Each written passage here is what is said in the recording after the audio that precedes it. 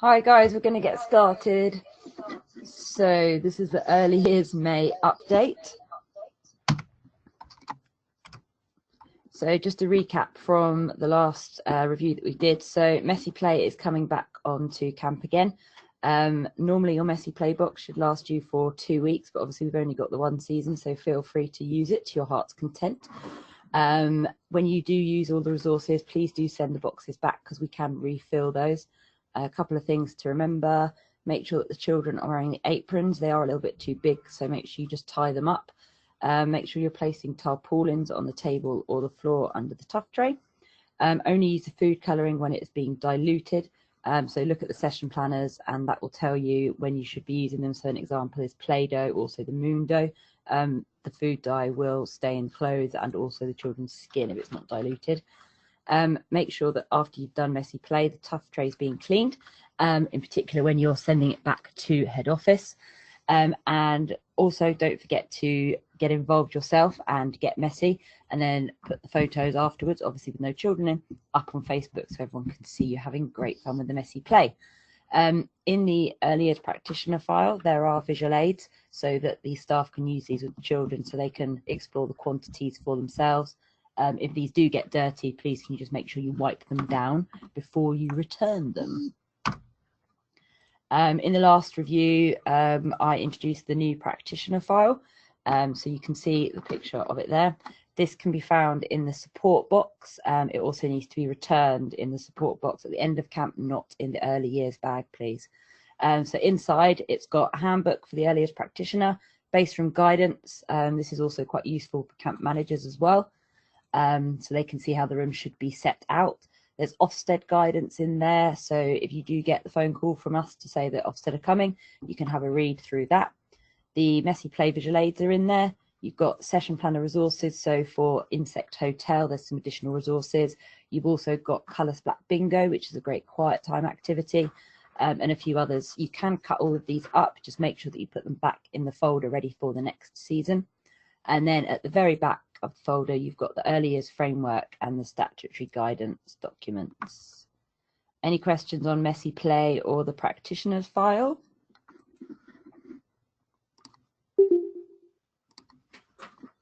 No, okay. So during Easter, we had 4 Ofsted visits, 3 of which received good and 1 that received met, and this was only because there were no early years children on the camp that day. We had a few recommendations that for us to improve on to try and get outstanding. So one of them was to review the organisation of activities to help the younger children become more engaged and interested. This is quite similar to the bottom one where it said to review the routines to help ensure that the children who finish their tasks before their friends don't become restless and bored. So it's just about making sure that you are engaging your children, whether that's by challenging them a bit further or whether it's by having a backup activity sort of planned, whether that be Lego building on from an art activity, things like that. Another one was to increase the opportunities to build on the children's thoughts and ideas during their play. So an example of this would be if one of the children was maybe playing with the toy cars and they pretended to have a crash with them. How can we build on that? So, you know, what would they do? Who would come to help us? The police, the firemen.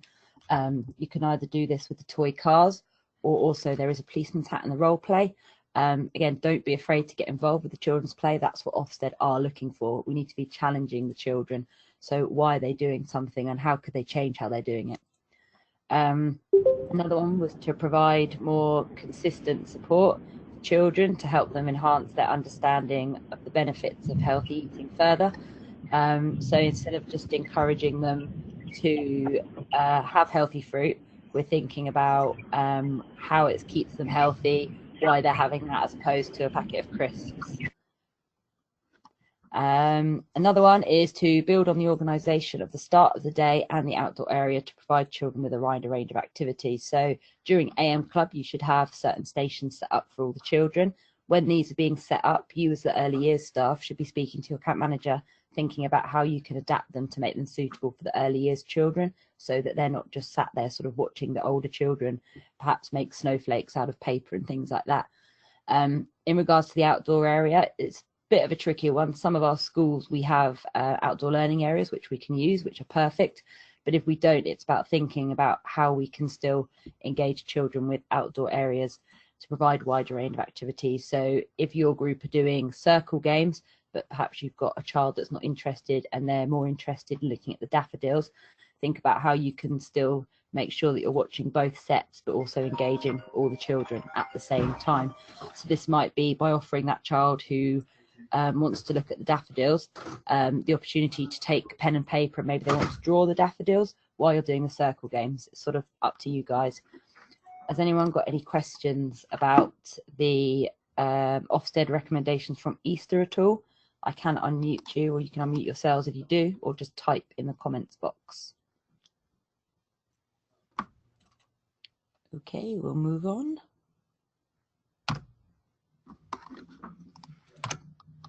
So leading on from one of the recommendations, healthy eating in the early years. So Ofsted really are looking that our staff are supporting the children to gain knowledge of how they're going to keep themselves healthy.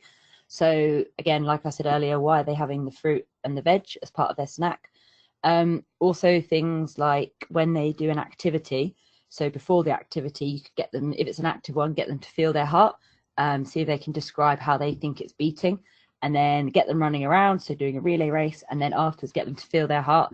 What's the difference? And, you know, why is it important that they keep active? Things like that as well. You know, you can use, as well as discussion, you can have displays in your early years room. So you could use the paper plates. Maybe the children could draw what they've had for snack on there, and you could keep track of this over the week, adding extra colour points, like who can get the most colour points for the most healthy food.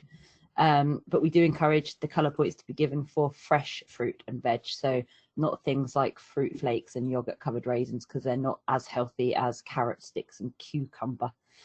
And then Ofsted are going to be looking about how we help the children make informed choices about healthy eating. So again, we can talk to them about why having the fruit and veg is good for them, the benefits of it, and why it's better than having the crisps, etc. Obviously, they can have treats in their lunch. We're not going to tell them they have to bring a completely healthy lunch, but it's about finding the right sort of balance. We are in the process of working out some posters and things that we can use to help you guys promote this a bit more. So hopefully by summer that will all be in place. Any questions about healthy eating at all? Okay. So here's a bit more about the healthy eating. So we've got the colour points that I've said about as well. Role play as well. You might like to set up a restaurant or a kitchen role play area in the early years base room. There is a basket and some plastic food and things provided. So you could set this up and get the children involved in the play. You know, they could be a chef making a healthy plate of food. One particular example, when we had one of the Ofsteds, the children had made their own little kitchen and they were using the Play-Doh to make food for their staff. It wasn't necessarily healthy, but there's always ways that you could make it healthier, you know, pretending that you've got them to make a salad and things. The drink station as well, it's about keeping hydrated. So as well as having a drink station on camp, you should also make sure that the children have got access to drinking water while they're in their base room. There is a jug that's specially designed for the early years children. So you could take that in a few cups, and just making sure that they've always got their water bottles with them. When I was on camp, I used to have a box that was just inside the door, so that when we went into the base room, all the children put their bottles in there, so it stopped them falling over and spilling anywhere, and then they knew where to go and get them if they needed a drink. You could even have sort of a water monitor in the group if you wanted to, whatever sort of works for you. A part of being a role model obviously is a really important job as well. So during snack and also lunch, unless you're on a lunch break, of course, you should be sat with the children, and you know, you can always challenge them by bringing your own fruit and vegetables, see if you can get more colour points than them. Really get them enthused about healthy eating, because you are their role model and they are going to look up to you. You could also even play snap. So, you know, you could sit there at the start of break and be like, oh, who's got the banana? And you can do banana snap, silly things like that. Or who else has got the same healthy snacks? So again, I've mentioned there about, it's not just about what children eat. So you've got them feeling their heart, noticing differences. And again, the visual aids that we are currently working on at the moment. But for now, we're kind of trusting to you guys. If anyone does make a display over May half term for healthy eating, please do put it on the Facebook or email me or your regional manager with it, because it would be really, really great to show off what we sort of do, because we can then show Ofsted for other inspections. This is actually what we're trying to promote. Any questions at all?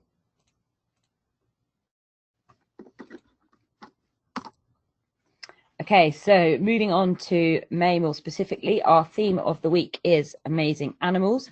So on Friday, the timetable has been done for you. These activities require minimal equipment, therefore your early years room can be packed down by lunchtime and you don't need to worry too much about it. In terms of the Amazing Animal Challenge, the early years children can join in. With the older children, that's not a problem. You just need to make sure that the activities are sort of age related. So these session planners are not going to be printed for you. We're trying to save the planet a bit and use less paper. So the session planners have been put onto the Facebook group. They have been emailed to your camp manager, and they are also on Schoolology, which is the sort of training profile that Wes Westway would have sent out to you for your online training. If you do have any trouble accessing them, please let either your regional or your divisional manager know, and we'll see what we can do to try and make sure that you have access to these. So you can see you've got the early years group have got Golden Time as normal. They've then got Lucky Monkey. So Lucky Monkey is a circle game. It does require a bit of preparation beforehand, but the children can help with this. So you'll need yellow paper and you need to draw bananas on there. You then need to cut the bananas out and write the name of any animal on the bananas. A great activity and way for children to get involved. So it gives us that balance of adult-led and child-led. Once you've done that, you need to put the bananas into a bowl, and then the children take it in turns to pick them out. Once they've picked that out, they then have to run around the circle as quick as they can. You could always count them in and time them, see how long it takes, but they have to act as that animal. If they pick out the banana that says monkey on it, then they will win the colour points, and you can keep going over and see how the children want to change it. You might want it inside, outside, you want to make it an obstacle course, completely up to you. Paper chain snakes are quite self-explanatory. This is a great take-home activity. All you'll need for this is paper, scissors, glue, and the googly eyes. So again, it's minimal equipment. So all those session planners can be found online. Then we move on to the assigned activities. So these are the activities that we have advertised to parents on social media, or if they've rung up and asked what their children will be doing on certain days. Therefore, they've got to take place on the days that we have specified. If there's a reason why you don't think you can do it, please contact your camp manager and they will contact us at head office and let us know why, and we'll try and work out a way to still do the activity. These session planners are actually already ones that exist, so they'll be in the folder, which your camp manager should have given to you anyway. So on Tuesday, we've got Creation Station. So it's an art activity that revolves around insect investigation. So this involves the children going outside, having a look for the insect, and then coming inside to create their own. The important bit with this is you don't limit the resources that they're going to be using. So don't just say we're doing paper plate ladybirds. It's up to them what insects they want to make and what resources they're going to use to do so. Wednesday, we've got Pretend and Play at the Zoo. So this is like a drama themed sort of game. Basically, you tell a story and the children act it out. But of course, remember, if the children want to change it, they can do. And then Thursday, we've got Outdoor Explorers, which is Mini Beast Hotel. So this is an outdoor activity, again, looking for insects and then taking it one step further from the activity on Tuesday and thinking about the habitats and where they might like to live. And then it finishes with the children basically having a look and making their own Mini Beast hotels. Any questions about any of those? Nope. Okay. So what to look forward to in the future? We've got lots of great partnerships coming up soon. So over Easter, you'll see that there are some giveaways in the boxes. There's football related ones. There's also Lego DVD and Lego prizes. Also the early years resources. I'm always looking into new ways that we can improve them. So there'll be lots of that to look forward to. In terms of training, the training for the early years has completely changed. So if your training is coming up or you just want to come along and have a bit of fun, please do. It's much more hands-on, not so much talking, more doing. So if you haven't attended yet, please speak to your recruiter to find out the dates and locations. And then summer, we've already got our 6 super themes lined up. and these will be announced towards summer season. Again, all the session planners will be online for you guys to see. So moving on to pack down, your camp manager will have your early years inventory, so you can ensure that your equipment is returned in the correct places. Some goes in boxes and some go into your big early years bag, which have then got the smaller ones inside. Next week, we will be sending over the pack down email to your camp manager. So if you've got any questions, please do speak to them, or if you don't think that's answered your question, please contact your regional manager or divisional manager. Again, key things, make sure your tough trays are clean and dried before they go away, and the same for the messy play bowls and spoons. That messy play box will not necessarily come back to your camp, so it's not really ideal if you then send it back to us and the next person gets a wet bowl that's gone all mouldy. So make sure they are cleaned and dried really well before you return them into the box. I would recommend not doing any messy play on the last day, so Thursday overnight you can leave it all to dry. If anyone's got any questions, please feel free to type them or unmute yourselves, or we can unmute you to ask them. If not, my email address is on the screen and my phone number. We also have 2 Facebook groups. We've got one that's Super Camp Staff 2018. So if you're not already in that, please do find it and we will put you in there. There is also a specific early years one, Super Camp's Early Years Inspiration and Information. Again, another great way of just sharing the specific early years documents. So if no one's got any questions, we will finish off. Thank you very much for those of you that attended. If you want to review this, it will be posted up on YouTube and also on Facebook. Question from Emma. So there have been a few changes to the privacy policy. So for an example, the camp paperwork, you'll see there's a sheet on the top of it where we at head office have signed to say that we have sent the paperwork out to you. Camp managers will then need to sign the paper to say that they have received the paperwork. This then needs to go in the archive wallet and then it will be returned to head office, where we will then sign it to say that we have received that paperwork back. In terms of the camp mobile phones, the camp email addresses are wiped with the passwords being changed after every season, so they can't be accessed unless it's the next camp manager who's been given the password by us. And also the camp phones are wiped at the end of every season as well. Has that answered your questions, Emma? No problem. Any other questions?